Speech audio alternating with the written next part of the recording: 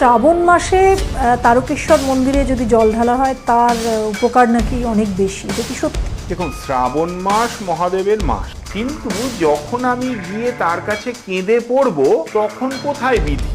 তার কাছে গিয়ে পড়াটাই হচ্ছে বিধি।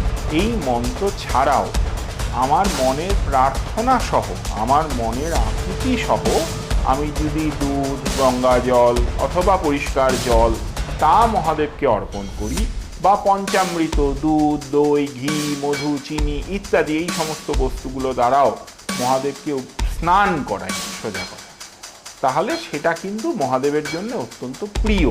জল তার কাছে সবচেয়ে প্রিয়। শাস্ত্র কিন্তু নমঃ শিবায় এই কথাটি বলেছে। শিব পঞ্চাক্ষরী, পঞ্চাক্ষরী মানে 5টা অক্ষর যাতে আছে, আপনি গুণে দেখুন, ন ম শি ওয়া য়, এই হলো শিব পঞ্চাক্ষরী। গুরুদেব যদি কাউকে প্রদান করেন সেটা যুক্ত হবে, কিন্তু আমি নিজে নিজে তার সামনে ওমকার যুক্ত করার কিন্তু কোনো কারণ নেই।